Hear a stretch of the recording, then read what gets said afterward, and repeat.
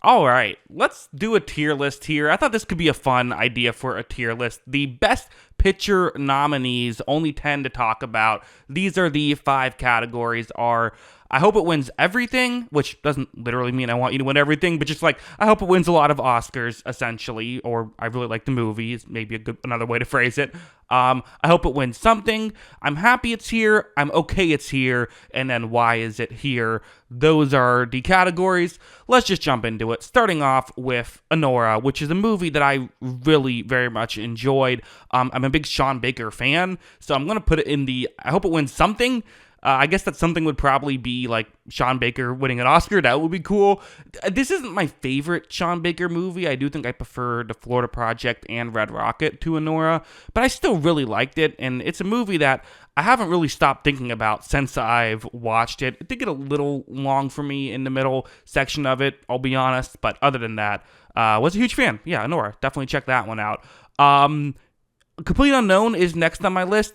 This was not a movie I was crazy about. I'm not a huge Bob Dylan guy. I'm not a hater of his music. I'm just kind of indifferent. I like the music in it. I think I enjoyed it. I actually have since listened to some more Bob Dylan due to the movies, so it's got that going for it. I think I'm going to put this in the I'm okay it's here category. That feels correct to me. I get why it's here. It's a very well-made movie that just isn't to my taste. So like I'm not going to say it shouldn't be here. I'm just saying like it does kind of feel to me at least like it's a movie where you kind of have to be a Bob Dylan fan to enjoy it, but if you are, you'll probably really enjoy it.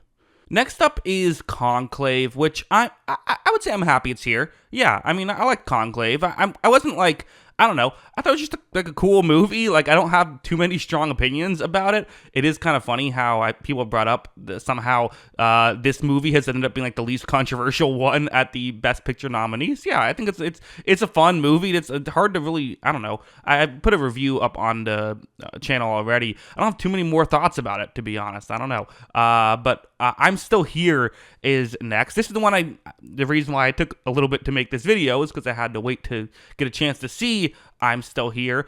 I enjoyed this movie. Yeah, I mean, I think I would put it also into I'm happy it's here. Like, it's cool to see foreign films get nominated. I think we should get more of that.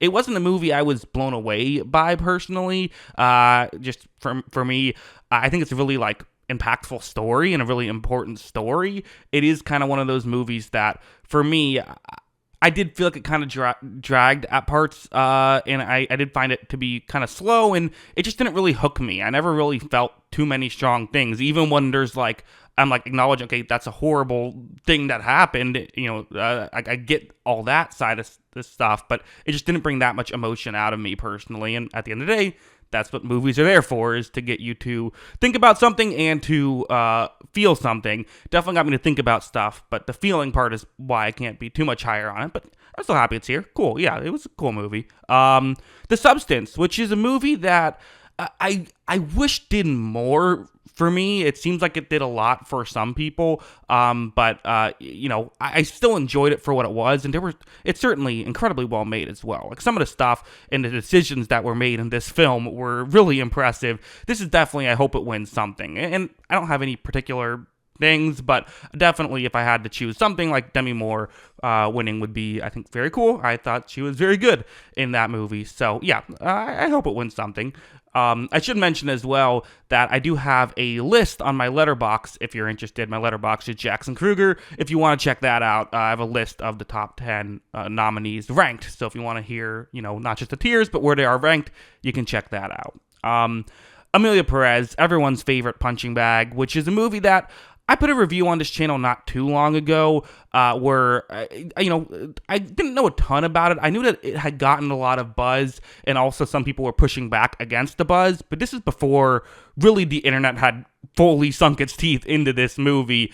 It is a movie that did not work for me. I think I gave it a 3 out of 10. It is a Why Is It Here film. I mean, I think I know why it's here, but I don't know why it's here. It's a weird one. It's a film that just really did not work for me on just about any level. I didn't care about the characters at all. I found them to be flat and often was confused as to why they were making the decisions that they did. I will say the one thing that a lot of people disagree with that I'll say in a positive direction. I like some of the songs here. A lot of people are saying the music sucked.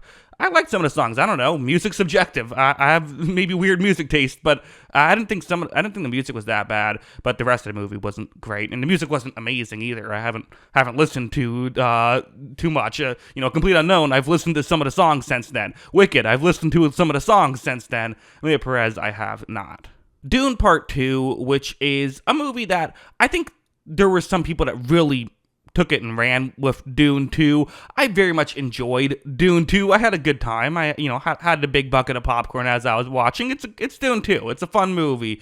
I'm definitely not. I mean, it was it wasn't really, I wasn't the audience, I guess. I wasn't the target demo for a film like that. I tend to not be crazy about blockbuster type movies. That's just kind of my thing, and I prefer Denis Villeneuve, a little bit more of the Blade Runner 2049 and Arrival type, although this one still is definitely, I would say, a highbrow blockbuster for sure. This is not, I won't call any film out by name, but it is not a, cheesy movie or a pulpy movie either. It has to go in the I hope it wins something. Certainly the tech categories and stuff, it's got to win there. And again, just to be clear, if there's a movie that I don't think is very good, but one aspect of it I would want to see win, I'm not just going to bump it up to I hope it wins something. This is just how I named the tiers. I think it's a good enough movie that it's got to win something, right? I really enjoyed it. Again, some of the stuff, I made a whole video on the sandworm sequence. That's just awesome. That's just fun stuff. So yeah, really enjoyed Dune 2. I feel like I was negative for some reason, even though I put it in the second highest tier. I don't know. Next up is Wicked, which is another movie I have a review on this channel. I believe I have reviews on just about every one of these, I think, except for I'm Still Here. I have a review for each one of these. I'm okay, it's here. I get it. I understand. Similar to A Complete Unknown, it has a target demo and seemingly knocked it out of the park with that target demo. I'm not going to be a curmudgeon and say, well, it didn't appeal to me. It's not for me, and that's okay. Not every movie has to be for me. And I didn't hate it. Again, Defying Gravity's great. There were some great sequences. My biggest critique of it was it felt like I watched half of a movie in a very long amount of time. It was 2 hours and 45 minutes. But, again, I fully get it, and I get why people really enjoy it.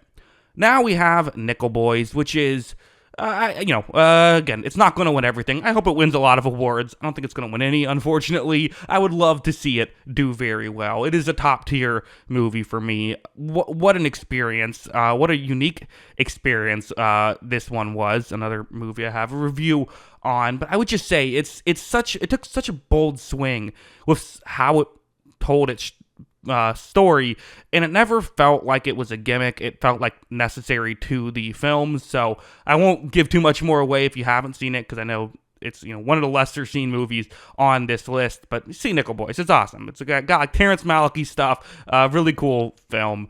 I hope it wins everything. But a film that I also hope wins everything, and honestly might, is The Brutalist, which is a movie that when I did my who I would have winning, the Oscars, that was the movie I said I would have winning Best Picture. It feels like one that should win Best Picture and has a very good chance to do so. So definitely slower paced, and I get why it's not everyone's thing, but I was never bored. I was never bored throughout. I loved The Brutalist. I thought it was incredibly well done, and was honestly on the edge of my seat for the 3.5 hour runtime, except for the intermission, which I left. And hey, love an intermission. We need more intermissions. Big fan of intermissions. That's going to make me feel better as well if I can go to the bathroom in the middle of your long movie. So yeah, those are my thoughts on these Best Picture nominees. As a whole, I would say a pretty good crop. I mean, one movie I did not like. There's usually going to be one in there. A couple I wasn't crazy about, but then a few that I really liked. And these top 5,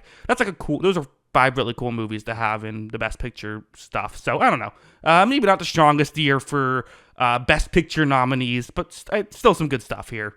That's what I think. What do you think? Let me know in the comments below. Always love hearing from y'all. And of course, as always, thanks for watching.